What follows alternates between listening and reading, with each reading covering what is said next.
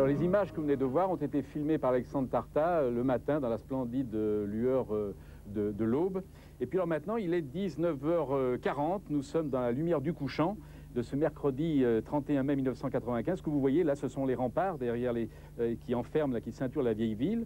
C'est un jour ordinaire dans la vie de Jérusalem. Et puis, après les remparts, vous allez voir une église, l'une des nombreuses églises de Jérusalem, l'église de la Dormition, élevée sur le lieu où, dit-on, Marie s'endormit de son dernier sommeil. La voici à l'image.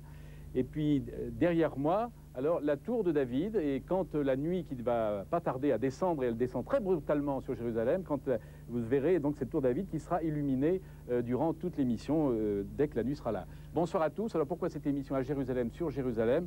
Eh bien tout simplement pour essayer de comprendre les raisons historiques, religieuses, culturelles de la fascination qu'exerce cette ville sur cette ville trois fois sainte, sur les trois religions monothéistes, sur les juifs, sur les chrétiens et sur les musulmans, pour nous initier au passé de la terre la plus mystique du monde, mais qui est aussi, hélas, la plus férocement disputée depuis des siècles et des siècles.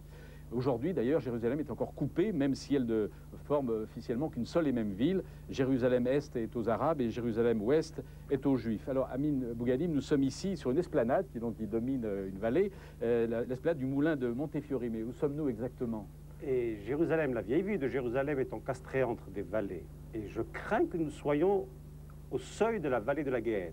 Oui. Et qui est censée devenir la vallée du massacre au jour du jugement ou avant. Et de l'autre côté, nous avons une deuxième vallée, qui est la vallée de Josaphat et qui est la vallée de la résurrection des morts. Oui. Alors nous avons le choix entre deux vallées. Nous devons... Alors ici c'est l'enfer et là un peu plus loin c'est le paradis. Un peu plus loin ce sera la résurrection. Ça sera le paradis. Bon bah oui. alors on va pousser vers le paradis. On va pousser vers le paradis. D'accord. Alors vous êtes israélien, écrivain et philosophe. Vous êtes né, je crois, au Maroc. C'est ça. Oui. Et vous avez. Et je suis arrivé en Israël il y a 25 ans à peu près. Oui. J'ai fait mes études en Israël et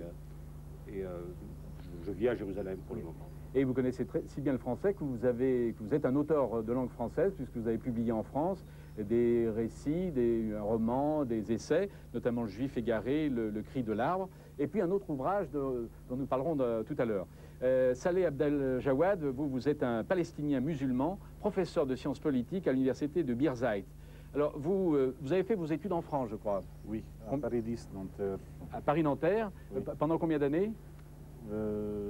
5 ans, à 2 reprises. La première fois, j'ai fini mon DEA, et puis je suis revenu en 84, et j'ai fini un doctorat Nouveau Régime. Comment expliquez-vous qu'il y ait si peu d'intellectuels palestiniens musulmans qui parlent français, alors qu'ils parlent tous anglais, hein, ça, Parce que la Palestine était occupée par les Anglais. Oui. Et il n'y avait pas aussi la tradition qui existait, par exemple, en Égypte, une grande bourgeoisie palestinienne qui allait souvent à Paris. Ouais. Alors, Marc-Alain Waknim, vous êtes rabbin, écrivain et enseignant. Et vous possédez la double nationalité française et israélienne. Mais vous êtes né d'ailleurs en France. Hein? Oui. Et alors, c'est un retour à Jérusalem? Complètement, c'est un retour à Jérusalem, bien que je pense que dans le cœur de chaque juif, Jérusalem est toujours présent. Et d'un point de vue spirituel, on peut dire que tout juif est à la fois français et israélien, dans la mesure où dans chacune de ses prières, le matin, l'après-midi et le soir, il s'adresse à Jérusalem. Et depuis 3000 ans, Jérusalem est le lieu vers lequel on se tourne. Donc vous enseignez dans les deux pays? J'enseigne à Paris et à l'université de Bar-Ilan, ici à côté de Tel Aviv. Très bien. Alors, Rafik Rouri, vous êtes un prêtre palestinien.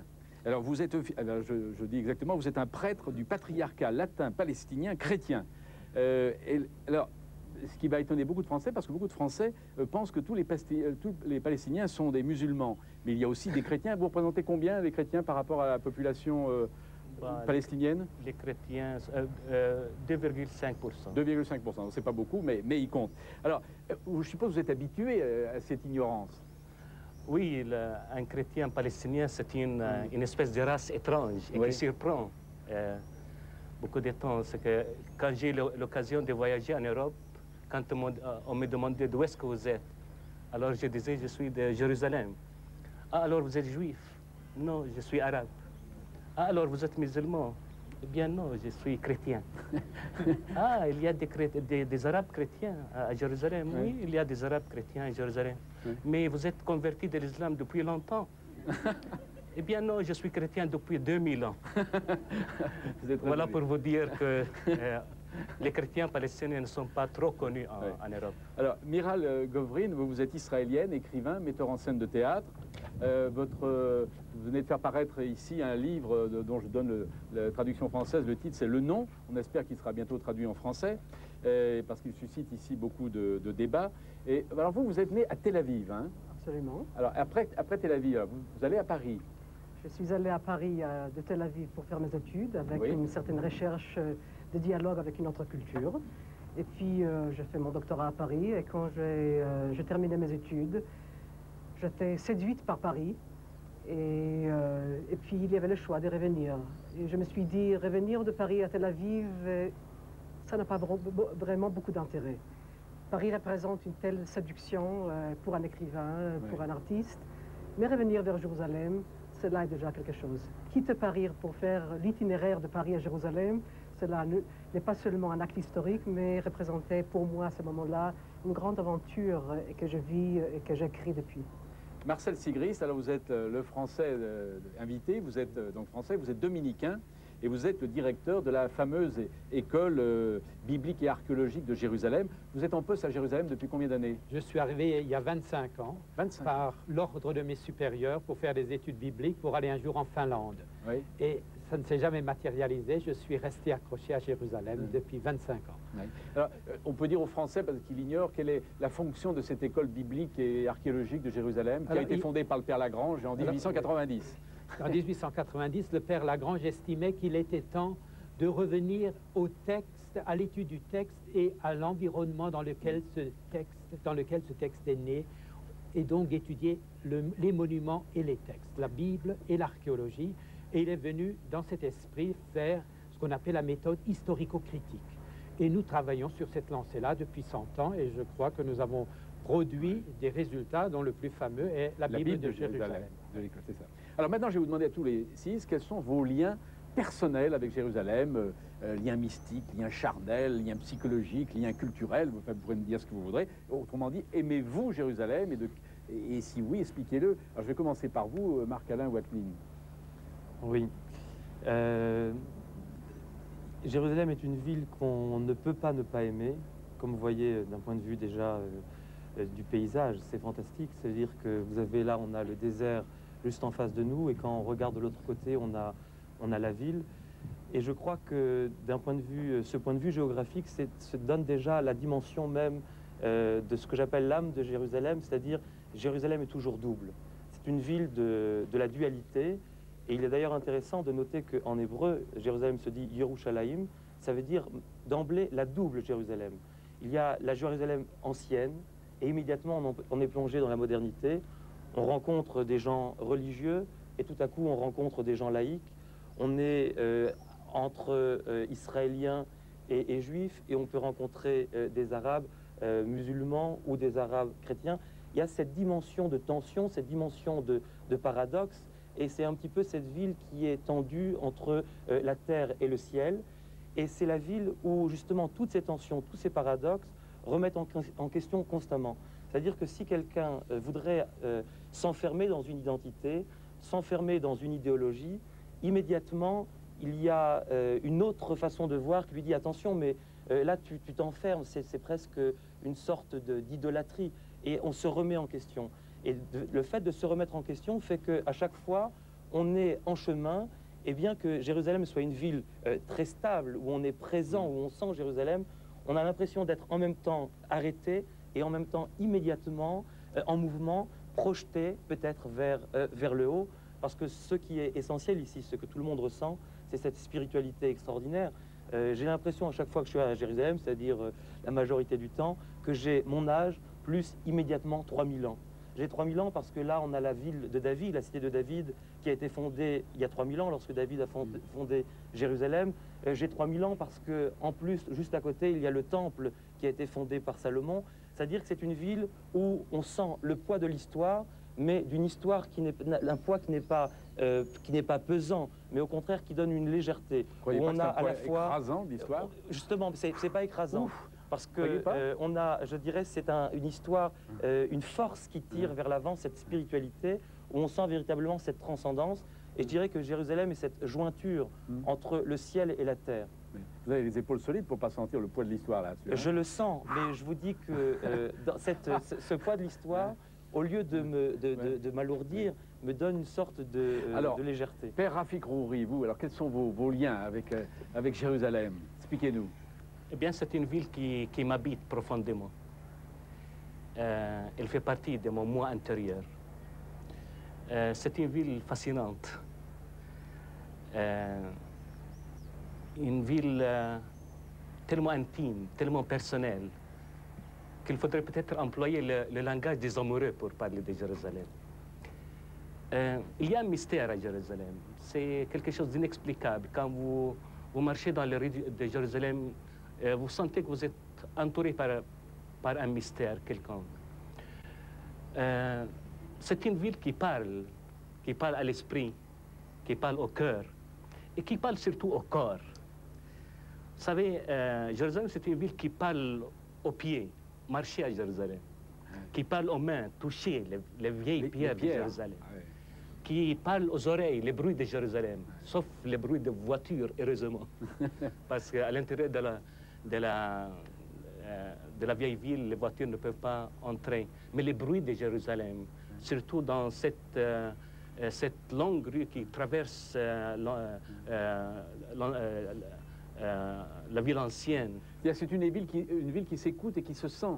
Oui, et aussi l'odorat, les odeurs de Jérusalem, les odeurs orientales de Jérusalem. Vous savez, c'est tout cela qui habite, enfin, les Palestiniens, les chrétiens que je suis.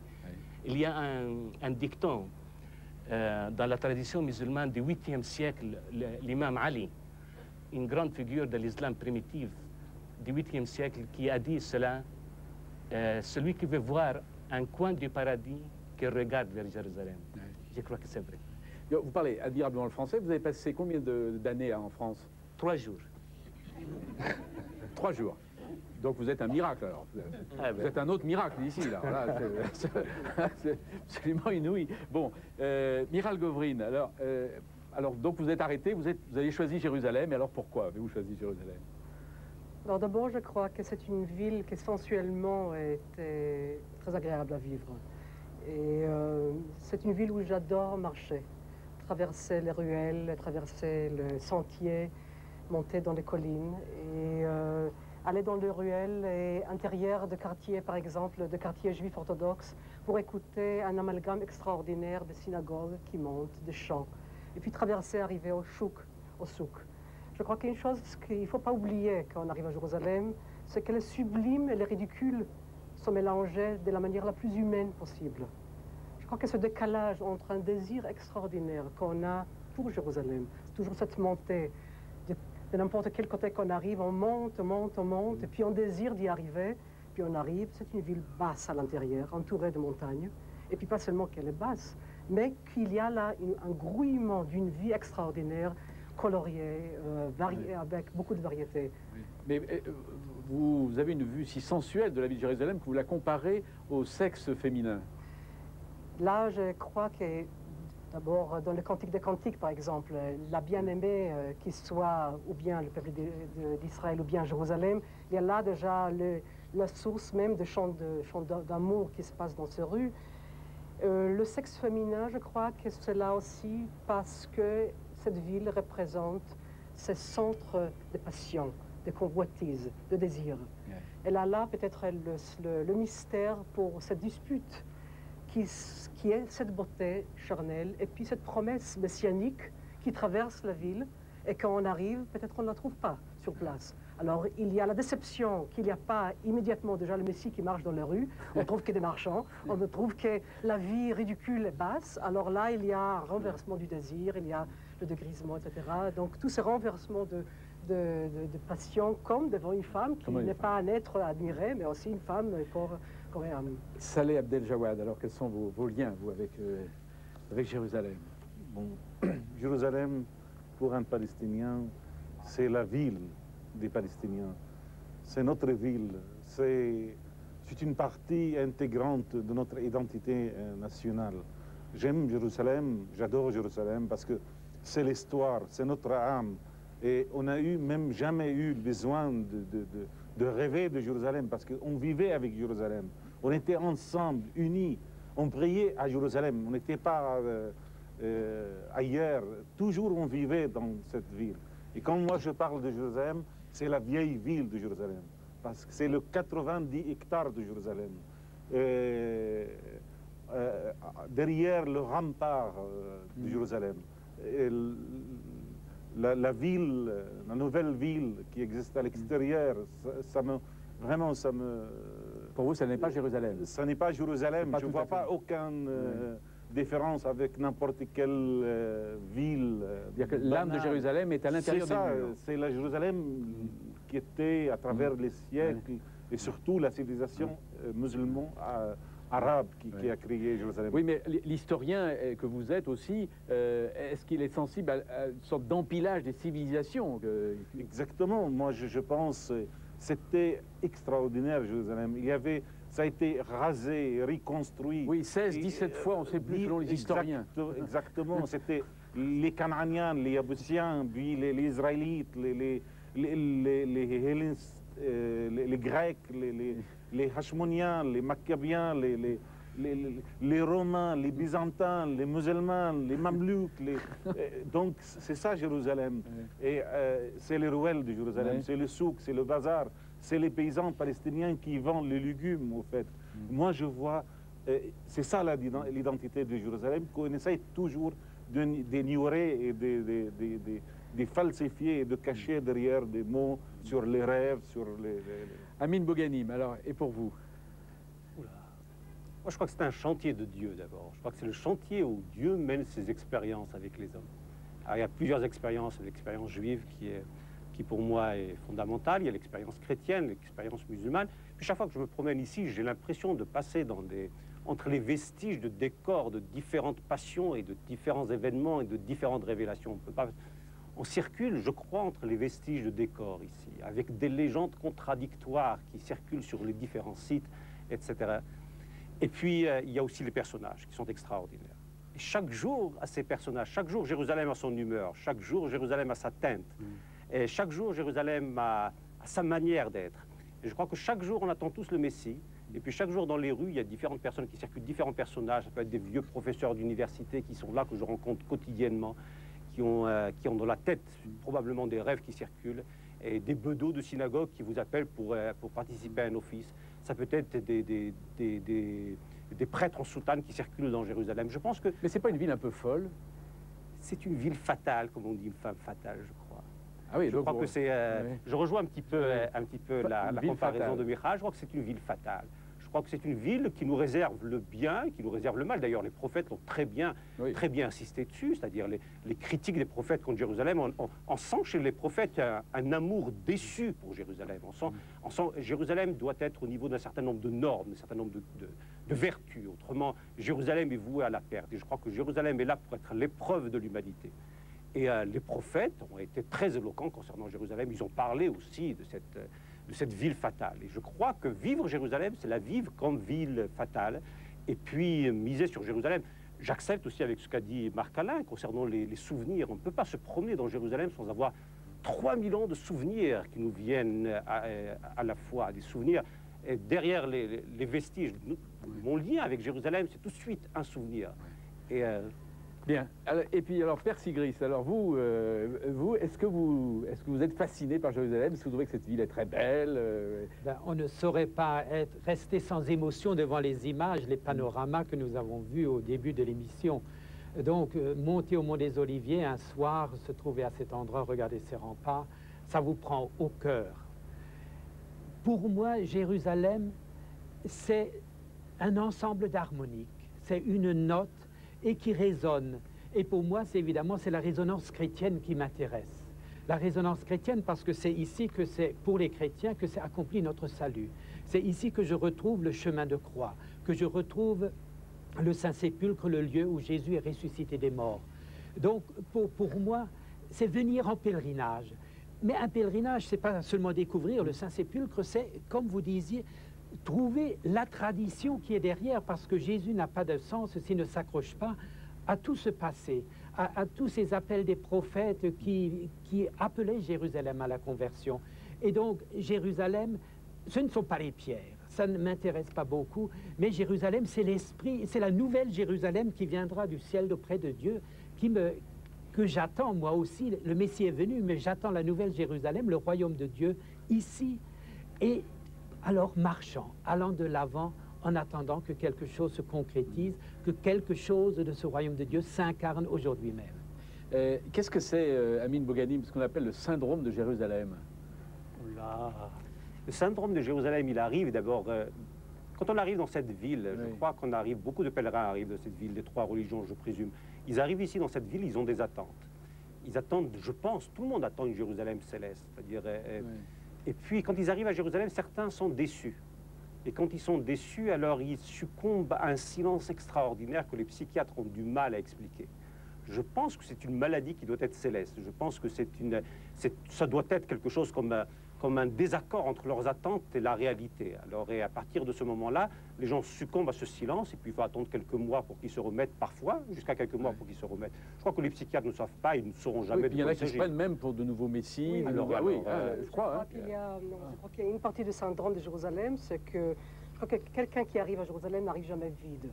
On arrive, on a déjà un Jérusalem dans sa tête. On a le Jérusalem mental qu'on porte à nous, si bien si c'est à Paris ou à Miami ou en Ukraine. On arrive avec ces images, et puis tout d'un coup, c'est une réalité.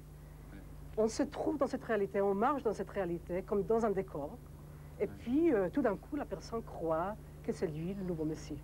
Donc, à travers le texte de cette tradition, il commence à prêcher, à parler, à faire des prophéties, avec cette attente extraordinaire que nous avons tous de mortels, que le Messie arrive, alors pourquoi pas maintenant, dans ma vie, ici, puisque je suis arrivé. Et puis il y a aussi la discordance qui est entre la Jérusalem céleste et la Jérusalem terrestre. On attend toujours la Jérusalem céleste. Et puis prendre, par exemple, comme dit Flaubert, le café entre le tombeau de la Vierge et le Saint-Sépulcre, c'est un petit peu, ça donne réalité à une Jérusalem qu'on voudrait peut-être laisser céleste. Et je crois que ce désaccord-là est extraordinaire. Alors, on aimerait écrire aussi. Bon, il y a beaucoup de gens qui viennent écrire ici, qui viennent... vous savez que François Mitterrand a publié avec Elie Wiesel des dialogues sous le titre « Mémoire à deux voix ». Et alors, deux choses. Elie Wiesel fait remarquer qu'il y a une lumière tout à fait extraordinaire ici, qui est exceptionnelle. On dit que c'est la plus belle lumière du monde. Et François Mitterrand dit « J'aimerais écrire là-bas ». Donc ici à Jérusalem, ce lieu éveille en moi toute une série d'aspirations. Ce n'est pas le seul, bien entendu, mais c'est peut-être celui qui concentre le plus d'éléments spirituels, et intellectuels, historiques et politiques. Cela m'intéresserait donc, une fois que je serai libre de toute obligation, et il l'est aujourd'hui, de flâner là-bas, de songer, de visiter des hauts lieux, de rencontrer quelques personnalités parmi les intellectuels et les religieux. Alors c'est vrai que donc il y a, je dirais, sur les intellectuels, il y a cette fascination de la lumière et de l'écriture, parce que c'est le lieu du livre aussi, hein, n'oublions pas. Vous le ressentez, ça? Absolument. D'abord, pour témoigner comme écrivain, je crois que la sérénité qu'on a dans cet œil de cyclone, si on peut appeler Jérusalem ainsi, dans une rue qui est sous l'ombre de pins, qui est cette ombre profonde de la chaleur avec cette odeur, écrire dans cette atmosphère, je crois qu'il n'y a pas un autre endroit au monde où on est plus inspiré. Et pour la lumière, je crois, moi je comptais au moins 4 différentes lumières de Jérusalem vues de versants, vers le sud, etc. Donc il y a la lumière jaune, blanche vers le désert, bleue vers l'ouest, etc. Oui, enfin, il ne fait pas bon être un laïc ici, hein, parce que si on habitait ici dans un lieu aussi saturé de prières et de signes religieux, ça ne doit quand même pas être très facile. Vous n'avez pas l'impression quand même? Mais là, ce sont un vrai geste anarchique. Oui, si on ne croit pas pas en Dieu. Je crois que cette ville appelle aussi des gestes forcément anarchiques. Donc les grands cafés, le bar ou le nightclub à Jérusalem, je crois que ça fait aussi la vie, la vivacité. Oui. Est-ce qu'il n'y a pas des jeunes qui fuient Jérusalem parce que justement, elle est trop saturée de Dieu? Je crois personnellement, je suis laïque, c'est-à-dire, je suis possédé par Dieu, mais ça c'est une autre question. J'ai l'impression d'habiter Jérusalem, en pèlerin. Oui. Cette manière d'habiter Jérusalem, je crois, est caractéristique à une grande partie des personnes qui habitent Jérusalem. Et je crois que c'est la relation, c'est l'habitation particulière que Jérusalem réclame. Elle réclame des gens d'être à la fois complètement pris par les décors, complètement pris par les personnages, complètement pris par les attentes, et d'un autre côté avec ce recul-là. Et parfois, quand on prend ce recul, alors on peut pousser jusqu'à Tel Aviv, puis on revient tout de suite. Alors, pour ceux qui ne sont jamais venus à Jérusalem, pas seulement les Français, mais aussi tous les francophones qui vont regarder cette émission, voici quelques images de la ville qui montrent l'extraordinaire enchevêtrement des trois religions monothéistes, donc la judaïque, la chrétienne et la musulmane, une Babel des religions, comme disait Pierre Loti. Alors, je vais vous demander à Mine Bouganim, ou qui vous est, de commenter. Donc, alors, on voit déjà des églises dans cet enchevêtrement. Là, c'est évidemment la vieille ville. C'est la vieille ville de Jérusalem avec l'enchevêtrement. Et d'ailleurs, on va en voir. Il y a des mosquées, des religions, c'est-à-dire les sonnes-cloches, les muezzines. Il y a le chant des muezzines en même temps. Les clans de bélier. Et la première plan, c'est le quartier juif de Jérusalem. Ça doit être pris au-dessus du mur des lamentations. C'est ça, voilà, au-dessus. Voilà. Alors, on va le voir d'ailleurs, le mur des lamentations, dans un moment. Alors, voilà. Et c'est vrai qu'à tout moment, on entend sonner les cloches, on entend l'appel des muezzines, et même si parfois il y a un hélicoptère de l'armée qui survole la ville aussi. Alors là, donc... Ça, c'est l'esplanade du mur des pleurs ou du mur de lamentation. Oui. Et avec derrière... Mais je dois dire qu'ici, il y avait un quartier arabe, oui. Le quartier El Del Magharbe, qui était rasé en 67 entièrement, oui. Et qui maintenant devient l'esplanade Voilà. Alors c'est là où le mur des lamentations... Extraordinaire, c'est de pouvoir présenter cette prière à un mur. Je trouve que c'est un paradoxe extraordinaire. Il y a une belle tradition qui dit que Dieu habite ce mur des lamentations. Et qu'on peut entendre les pleurs, c'est une tradition rabbinique, de la divinité qui pleure sur le temple qui a été détruit. Alors la caméra d'Alexandre Tarta va remonter et va nous montrer en très gros plan, alors, dans toute sa splendeur, le dôme du Rocher. Le dôme du Rocher. Le dôme du Rocher où sommeille une pierre, qui est la pierre de fondation selon une tradition rabbinique également. Alors on voit là, c'est le côté homme, là, qui toujours le mur des lamentations. Voilà, donc la caméra s'élève, et voici, donc, vous voyez, donc pour les gens qui ne sont jamais venus, c'est tout de suite derrière le mur des lamentations, et voici donc Puisque c'est là qui était le site du temple, donc on monte toujours dans des couches du temps et des couches de pierre, d'archéologie de l'histoire. Oui, ça veut dire que cet endroit était le lieu où, d'après la tradition, Abraham a fait le sacrifice d'Isaac, ou le non-sacrifice d'Isaac, et je crois que c'est très très important. Et il faut dire que donc là, il y avait, juste à l'endroit où il y a la mosquée, il y avait le temple de Salomon qui a été complètement rasé, et sur lequel justement a été mis cette mosquée. Et ce qui est intéressant, c'est très belle, qui est magnifique. Qui est magnifique. Alors là, pardon, je vous arrête, là c'était un mariage juif, et là on voit la jeune mariée et le jeune marié se séparer, et ils vont aller prier tous les deux au bas du mur des lamentations, mais les femmes sont d'un côté et les hommes de l'autre. Est-ce que vous trouvez ça normal, madame? Je trouve ça traditionnel. Oui, mais non, c'est pas traditionnel. Ah non, j'ai vu des images des murs des lamentations où les hommes et les femmes étaient mêlés dans leur prière au mur des lamentations, il n'y a pas si longtemps, c'était au début du siècle. Non, non, ça c'est nouveau. Alors, est-ce que ça vous chagrine? Vous trouvez ça normal ou ça vous chagrine? Bon, et là, je crois que... C'est quelque chose de tout à fait... Enfin, je vais te laisser parler, non, mais je crois que là, on est dans un moment d'un tel changement. C'est quelque chose de tout à fait classique, disons, si vous voulez. C'est que ce mur des pleurs, ou qui est appelé le mur occidental, ou le mur des lamentations, fait office de synagogue. C'est-à-dire que depuis que le temple a été détruit, le temple est devenu un édifice invisible qui habite chaque juif. Et c'est comme une synagogue, et à la synagogue, depuis très longtemps, la tradition veut que l'on sépare les hommes d'un côté et les femmes de l'autre. Il est vrai qu'aujourd'hui, avec l'évolution des mentalités, l'évolution des mœurs, dans les synagogues plus libérales, en Occident et même en Israël, les femmes et les hommes sont mélangés. Mais monsieur le rabbin, vous le saviez qu'avant, au mur des lamentations, les femmes et les hommes étaient mêlés. Je crois que l'espace était tellement étroit au début du siècle, dans cette ruelle, qu'à peine il avait la place pour quelques personnes de se tenir ensemble en femmes. Alors, vous avez employé un mot vraiment qui me révolte. Ouais, pardon. Babel. Oui. Mais Jérusalem, c'est l'anti-Babel. Ah bon, d'accord. Non, c'est Pierre Loti qui... J'ai cité Pierre Loti. Alors, Pierre Loti, bon... alors Pierre Loti et moi, nous vous demandons pardon, mon père. Alors pourquoi ce n'est pas... Pourquoi? Parce que c'est vraiment l'anti-Babel. Oui. Babel, c'est la confusion, mais Jérusalem... Vous ne trouvez pas que c'est un peu la confusion aussi ici, mon père? Oui, mais pour nous chrétiens, c'est d'après les Actes des Apôtres, où tout le monde, malgré la diversité des langues, comprenait la même chose. Alors, parlons de l'histoire, et notamment d'un personnage qui réunit les trois religions monothéistes, c'est Abraham. Alors, donc, il y a 5000 ans, je ne sais pas exactement, mais enfin, après 5000 ans, donc, Abraham va offrir son fils Isaac à Dieu, Et au moment donc où il va l'égorger, Dieu, qui est clément, lui substitue au Fils un bélier. Voilà. Donc Dieu, c'est un acte de paix. C'est-à-dire que Dieu dit, je ne veux pas que le sang de l'homme soit versé. Le message est clair de Dieu. Or, depuis, sur cette terre, on n'arrête pas de verser le sang. Le sang n'arrête pas de couler. Alors, est-ce que les hommes ont vraiment compris le message de Dieu et d'Abraham? J'ai l'impression que non. Je crois que malheureusement, c'est au nom de Dieu qu'on écrase les autres hommes. C'est ça le Oui, catastrophe. Dieu a dit le contraire. C'est ça. Mais même Oui. toujours, on utilise, même ce soir, par exemple, j'ai entendu nos interlocuteurs qui parlent qu'il y a eu le temple ici, qu'il y a eu... on voit vraiment aucune vérité historique si le temple existait là ou non. On ne sait pas. D'ailleurs, on vient de creuser devant la porte de Jaffa il y a un an. Oui. Et parce qu'on a pensé qu'on va trouver des choses, des sites juifs.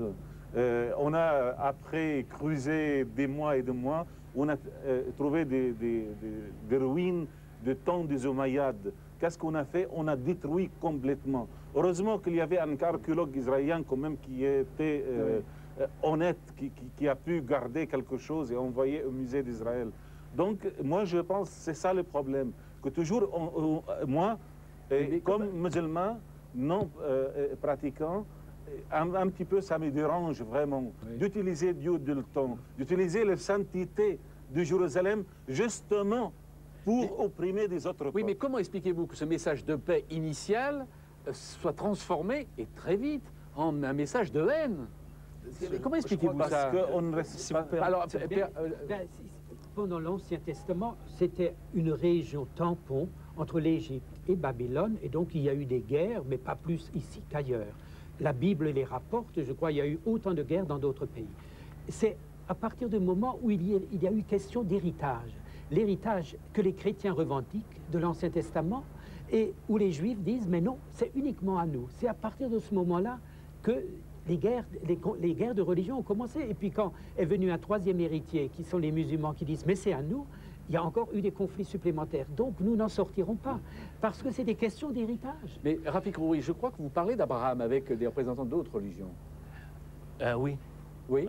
Enfin, il y a un petit groupe judéo-chrétien où nous parlons d'Abraham, parce que tous nous reconnaissons en Abraham. Et les musulmans aussi. Comme le père des croyants. Et je crois que c'est une figure très importante pour Jérusalem qui peut vraiment nous réunir autour d'un symbole unique pour tous. Maintenant, pour ce qui est vraiment d'une ville où Dieu a voulu que le sang ne coule pas et qui fait couler le sang pendant toute l'histoire, c'est vrai vraiment que Dieu s'était vertueux, peut-on dire, pour déjouer ce mécanisme de violence qui existe en chacun de nous. Et pourtant, nous revenons toujours à cette violence. Et pour moi, chrétien, vous savez, il y a un texte de l'Épître aux Éphésiens qui est capital pour moi, que le Christ, dans cette ville, dans son propre corps, a brisé, a détruit le mur de séparation entre les deux communautés pour faire une seule communauté et faire la paix entre eux. Malheureusement, nous autres, les hommes, c'est le contraire que nous faisons. Au lieu de réconcilier, nous divisons. Et je crois c'est à cause, à Jérusalem, c'est à cause des différentes mémoires qui existent à Jérusalem. Et malheureusement, chaque mémoire se présente comme exclusive de l'autre. Or, c'est ça le grand défi de Jérusalem. Jérusalem nous interpelle et Jérusalem nous défie en nous disant, est-ce que vous êtes capable de réconcilier les mémoires ou bien vous voulez vivre dans des mémoires conflictuelles et en excluant l'un et l'autre? Il me semble que nous vivons, que nous devrions préparer l'heure de Jérusalem en réconciliant les trois mémoires de Jérusalem. Autrement, ce sera toujours une ville où le sang coulera. Je suis content d'entendre cette proposition, mais ça, on en reparlera à la fin de l'émission. Simplement, je voudrais rester sur l'histoire. Donc, est-ce que vous pouvez dire, vous... Si on peut revenir, je suis un petit peu désolé. Pourquoi le sang? Non, attendez, pourquoi le message de paix de Dieu, qui était clair quand même, pourquoi il s'est transformé en message de haine? Alors, je vais même aller plus loin. Est-ce que Jérusalem n'est pas devenue une ville maudite? Et Flaubert, quand il est passé ici, il a écrit un texte assez étonnant, pas toujours à l'avantage de Jérusalem, mais il dit la malédiction de Dieu semble planer sur cette ville. Oui, mais il faut regarder le texte de Flaubert dans son entier. Il arrive dans une ville qui est sale, qui est crasseuse, qui n'a pas... Et alors lui, il arrivait aussi, il subit le syndrome de Jérusalem. Il arrive avec des textes où Jérusalem, c'est formidable, et il voit que c'est quelque chose de complètement petit, mesquin, etc. Mais je veux quand même revenir sur des choses qui sont extrêmement graves et que je ne voudrais pas laisser dire. À entendre simplement ce que dit mon collègue ici, je voudrais quand même dire des choses. On parle du temple de Jérusalem. Il n'y a personne parmi les archéologues, parmi les historiens et parmi les chrétiens, parmi les évangiles, parmi l'ensemble du monde entier qui sait que sur cette esplanade du temple, il y avait le temple construit par Salomon en l'an 1000. Ce temple de Salomon, qui a été construit en l'an 1000, c'est en l'an moins 1000, a été présent ici jusqu'à la destruction, excusez-moi, c'est l'émotion, en moins 586 par Sancheriv, reconstruit une deuxième fois en moins 516, jusqu'à ce que les Romains détruisent le temple en plus 70 par Titus. Tout le monde est d'accord là-dessus. C'est dans cet endroit. Puis est venue la Jérusalem chrétienne, puisque l'empereur Constantin, en 328, qui était empereur romain, est devenu chrétien, et sa mère, qui était donc Hélène, est venue à rencontrer l'archevêque de Jérusalem, qui s'appelle l'archevêque Macarius, a visité l'ensemble des choses. Et là où il y a maintenant la mosquée, il y a eu une église, et en fait, on a ici, sur cet endroit, différentes couches. Moi, je suis tout à fait d'accord avec ce que dit le prêtre ici, parce que je crois que ce qui est extrêmement important, mais on en anticipe peut-être un petit peu sur la fin, on parle de Babel, il n'y a pas de Babel. On parle de carrefour des religions, il n'y a pas de carrefour. Pourquoi? Parce qu'il n'y a pas de rencontre.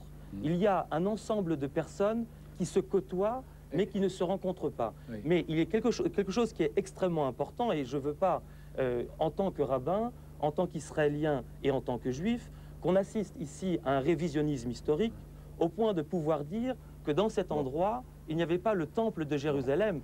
C'est David qui a construit Jérusalem, c'est Salomon qui a construit le temple ici. Excusez-moi, juste une chose. Oui.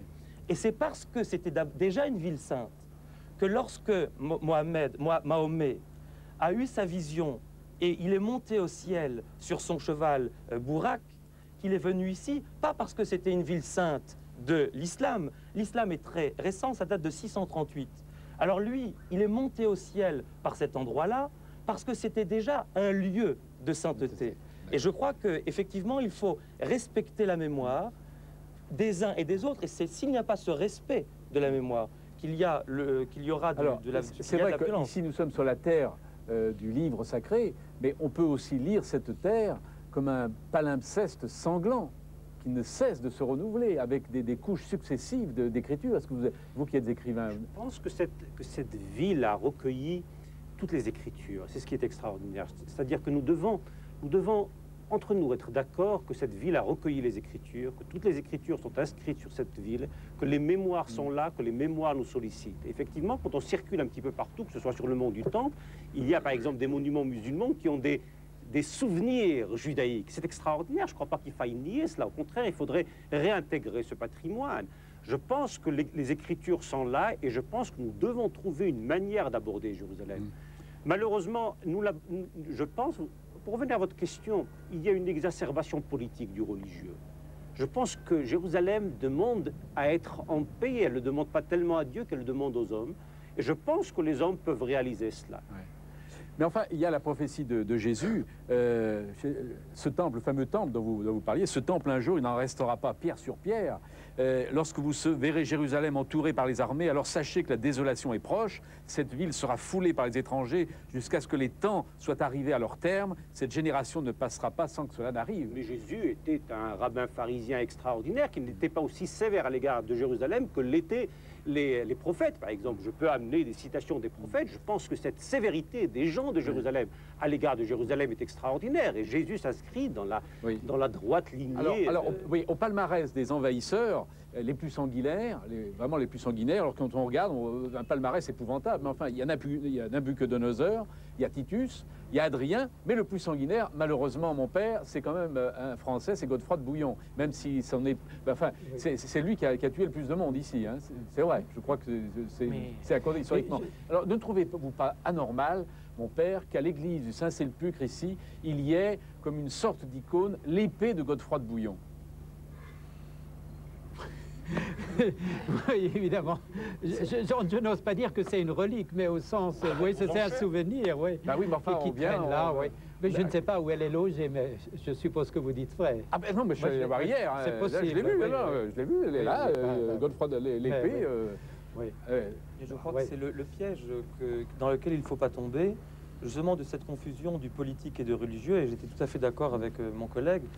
Il ne faut pas, je crois que c'est ça, de là viendra le salut, si on peut dire, utiliser la religion et Dieu, et au nom de Dieu, faire la guerre. Or, lorsque Godefroy de Bouillon est venu ici lors des croisades, et le croisade c'est au nom de la croix, mais au nom de l'épée, c'est vrai qu'il y a eu un massacre et qu'on a fondé un royaume de Jérusalem. Alors peut-être pour revenir à Abraham, puisque vous avez parlé de l'épée Alors là, il y avait aussi du genre un couteau qui était levé. Je crois qu'on peut faire la comparaison entre les deux couteaux. Parce que le couteau d'Abraham n'a pas été mis dans le corps d'Isaac. Et je crois que là, il y a un enseignement peut-être que nous n'avons pas encore appris. Ah oui, c'est la mutation de la conscience à ce moment-là, quand on peut vénérer cette place. On peut lui faire la place de la crainte, ce qui est l'Yérou de Yerushalayim, sans verser le sang. Et je crois que cet arrêt du geste d'Abraham est plutôt humain pour moi que divin. C'est un geste que l'humain, Abraham, comme le patriarche, nous a donné comme héritage. Alors, pour l'histoire de... Je m'adresse là aux téléspectateurs français. Il y a deux livres que vous devez lire. Ce livre de Jean Ferniaud. Et oui, Jean Ferniaud, il a écrit un livre magnifique qui est paru l'année dernière, qui est un peu passé inaperçu, malheureusement. Ça s'appelle Jérusalem, nombril du monde. Et il raconte l'histoire de Jérusalem à travers ces grands personnages d'Abraham à Moshe Dayan, mais en passant par David, Salomon, Nabuchodonosor, Hérode, Jésus, Titus, Adrien, Julien l'Apostat, Mahomet, bien entendu, Omar, Godefroy de Bouillon, Saladin, etc. C'est et puis, alors, il y a un autre livre qui va sortir, Amin Bouganim, sous le titre « Site et source de Jérusalem ». Ça, c'est une maquette. Il va sortir ici même, aux éditions Patouet. Et c'est une histoire de Jérusalem à travers les textes. À travers les textes qui fixent, qui déterminent le sens des sites. Texte sacré, texte profane. Oui. Profane et sacré. Parce qu'on y trouve aussi bien les évangiles que Flaubert, c'est ça, ou Flavius Joseph, et Mahomet, bien sûr. Mahomet. Non, il est passionnant votre livre, parce qu'il y a tous ces textes qui sont toujours disséminés, et là vous avez la bonne idée de les avoir réunis. Alors, mon père, là aussi, les chrétiens sont très divisés dans cette ville. Quand on va visiter Saint-Sépulcre, alors chaque famille chrétienne a sa chapelle, et d'ailleurs, Flaubert raconte, quand il est passé ici, il dit ceci, les clés sont aux Turcs, sans cela les chrétiens de toute secte s'y déchireraient. Et de fait, les clés du Saint-Sépulcre appartiennent toujours à une famille musulmane. Oui. Ben, c'est très désolant pour la chrétienté de montrer là, au centre même, au cœur de la résurrection, sa désunion la plus profonde. Nous ne pouvons que le regretter infiniment. Oui. Et au moins cela veut nous peut-être un message d'espérance en se disant que ce Saint-Sépulcre, ce n'est quand même pas le centre. Jésus est ressuscité et là nous allons voir un tombeau et il n'est plus là. Alors c'est désolant, mais enfin c'est peut-être pas... Bon, alors oui, pardon. Ça dépend comment on voit les choses. C'est vrai, quand on va au Saint-Sépulcre, on voit la division des chrétiens, mais ils sont tous sur la même coupole. Oui. Deuxième chose, les clés de l'église de Saint-Sépulcre entre les mains d'une famille musulmane. Pour moi, je vois les choses d'une autre manière. Cela veut dire cette communauté de vie entre nous et les musulmans pendant 13 siècles d'histoire quand même. Vous voyez, ça dépend comment on voit les choses. Oui. Donc finalement, c'est bien les clés. Alors il faut donner la clé de la mosquée, vous savez, des deux mosquées aux chrétiens et vous aux juifs. Ce n'est pas ça. Pour cette famille de musulmans de Jérusalem, c'est un très grand honneur, vous savez, pour eux, de voir entre... Alors, mon père, vous qui êtes un homme très savant, finalement, pourquoi Jérusalem est-elle ici, dans ce désert? Pourquoi David vient-il construire cette ville ici? Bon, il y a une interprétation à ras de terre que je présente. David était nommé roi à Hébron, et je crois que pour lui, la meilleure solution pour gagner son autonomie était de quitter cette ville, de quitter ses tribus et de trouver un autre endroit. Et il a trouvé cette petite ville, Lophel, donc... Mais elle existait déjà avant. Oui, une petite ville qui se trouvait là parce qu'il y avait de l'eau. Cette eau coule encore aujourd'hui, et il s'est installé là. Et il a eu la chance de réussir à faire l'unité d'un royaume à Jérusalem. Mais c'est un choix idéologique. Et c'était, je pense, quitter Hébron d'abord pour sortir un tout petit peu de l'ensemble des tribus où il avait du mal à s'affermir, et d'autre part, effectivement, de créer une nouvelle capitale et de réunir les tribus autour de cette capitale. Et pour Salomon, faire le temple, c'était en même temps unifier. C'était donc un sens politique et sociologique d'amener les tribus à Jérusalem. Et ça s'est affermi encore plus tard dans l'histoire, où en disant, il y a un seul Dieu, il y a un seul temple, il y a une seule ville, qui a progressivement, donc historiquement, construit une idéologie de Jérusalem. Oui, mais est-ce que cette idéologie de Jérusalem, qui remonte à des temps très anciens, ne s'est-elle pas perpétuée? Mais bien sûr, une fois qu'un dogme existe, un dogme demeure et devient sacré. Et donc, il y a ce dogme quand même de la valeur de Jérusalem. Et nous en vivons, et même les chrétiens reprennent cela. Je crois qu'au-delà de dogme, je crois qu'il y a l'histoire de 3000 ans des êtres humains qui ont été ici, qui ont laissé leurs traces, qui ont laissé leurs textes. Je crois que ce qui est extraordinaire dans cette ville, ce n'est pas l'amas de pierre, c'est l'archéologie humaine. Oui. C'est l'archéologie de toutes ces couches de passion, des vies, de prières, des chants qui sont passés par là, des hommes et des femmes. Je crois d'ailleurs qu'il est temps de sortir un peu Jérusalem des mains des hommes, de se rappeler que ce n'est pas seulement les hommes qui gardent les religions. Et écoutez la voix des femmes. Il y a Abraham, mais il y avait aussi Sarah. Il y avait aussi la voix de la femme qui donnait naissance et qui voyait déjà à côté d'elle le fils de l'autre. Comment partager l'héritage à ce moment-là? La voix de la matrice. Donner naissance dans cette ville, j'ai 2 filles auxquelles je donnais naissance à Jérusalem. Qui sont nées à Jérusalem, dans une clinique à Jérusalem où je partageais la chambre. La moitié était de femmes arabes et la moitié était de femmes juives. On avait donné toutes naissance au même moment, dans ce paysage onirique. Qu'est-ce que ça veut dire donner la vie ici? Pas donner la mort, mais donner la vie. Quel est l'espoir qu'est la prière d'une femme? Ce que j'essaie de tracer dans le nom, dans ce livre. Qu'est-ce que c'est la voix d'une femme qui arrive dans cette histoire monothéiste, mais qui était très profondément en histoire masculine jusqu'à aujourd'hui. Peut-être là, il y a aussi une possibilité de voir ça d'un autre point de vue, qui est celle de l'expérience vécue dans la terre, dans l'humain. Il y a l'exaltation, mais il y a le bébé qui crie. Donc, comment faire la part des choses et résoudre ça dans le langage humain dans lequel Dieu est le reflet de l'homme et pas l'envers. Alors, venons-en, dernière partie, l'avenir de Jérusalem. Rafik Roury, vous aviez dit tout à l'heure, réconcilier les mémoires. J'ai retenu cette expression parce qu'elle est très belle. Comment réconcilier les mémoires dans cette ville? C'est-à-dire que chacun doit sortir de lui-même pour reconnaître qu'il y a un autre à côté de lui, qui a une autre mémoire que lui, et que tous ensemble forment Jérusalem. Oui. Vous savez, à Jérusalem, on ne peut pas être exclusif. On ne peut pas dire Jérusalem, c'est moi. Il faut arriver à un moment où il faut dire Jérusalem, c'est nous tous ensemble. Autrement, vraiment, le sang coulera à Jérusalem jusqu'à la consommation des siècles s'il n'y a pas cette réconciliation des mémoires. Réconciliation, cela veut dire que moi, j'ai une profonde mémoire à Jérusalem, mais je dois reconnaître que le musulman aussi a une mémoire aussi profonde que la mienne, et aussi les juifs ont une mémoire aussi profonde que la mienne. Et maintenant, ces mémoires, malheureusement, dans l'histoire, ont été conflictuelles et exclusives, et nous avons fait tous l'expérience, les juifs et les chrétiens et les musulmans. Maintenant, c'est fini. Nous avons fait l'expérience de l'exclusivisme. Maintenant, nous devons nous mettre ensemble pour vraiment réconcilier toutes ces mémoires. Est-ce que vous vous sentez un peu exclu vous-même de Jérusalem? Personne ne peut m'exclure de Jérusalem. Je suis là et je fais partie de l'identité de Jérusalem. Personne ne peut m'exclure. Et comme moi, je ne voudrais exclure personne. Saleh Abdeljawad, alors vous, est-ce que pour vous, il ne peut pas y avoir évidemment de sainteté sans justice? Et estimez-vous qu'il y a une justice aujourd'hui à Jérusalem? Complètement le contraire. Je vais citer juste un exemple. Je suis là à Jérusalem parce que j'ai pris une route sans passer par les barrages israéliens. Je suis interdit ce soir d'être ici. J'habite à 12 ou 15 kilomètres au nord de Jérusalem. Et pour la première fois, les Palestiniens sont interdits de venir à Jérusalem. Même les chrétiens étaient interdits. J'ai un permis spécial pour entrer à Jérusalem. Je ne peux pas entrer à Jérusalem sans permis. Au Pâques, les chrétiens, les Palestiniens et chrétiens, au Pâques, cette année, étaient interdits de venir à Jérusalem.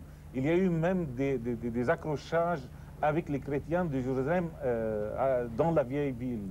Il y a une injustice extraordinaire, injustice concernant les habitats. Depuis l'occupation de Jérusalem en 67, les Juifs ont construit 70 000 habitations, tandis que uniquement 7 000 pour les Palestiniens. Au niveau culturel, les Palestiniens sont interdits. Il y avait même des salles de cinéma qui n'existent pas. La ville aujourd'hui est divisée comme... Excusez-moi. J'ai des étudiants palestiniens dans mes cours. Excusez-moi, j'ai la permission. De Palestiniens de Jérusalem et de Gaza. Que j'ai fait pendant un an. Pendant un an, j'ai lutté pour avoir une permission. Ça m'a servi. C'est quoi une permission? C'est une permission pour venir à Jérusalem jusqu'à 9 h le soir. De 6 h jusqu'à 9 h le soir. Et après 12 jours, ça a été retiré, c'est-à-dire considéré comme nul. Et là, ce soir, je viens sans être permis. L'injustice, c'est extraordinaire. Je dis, totalement, on judaïse la ville sans respecter l'autre. Moi, ce que je pense, qu'il y a une solution. C'est ça, réconcilier les mémoires.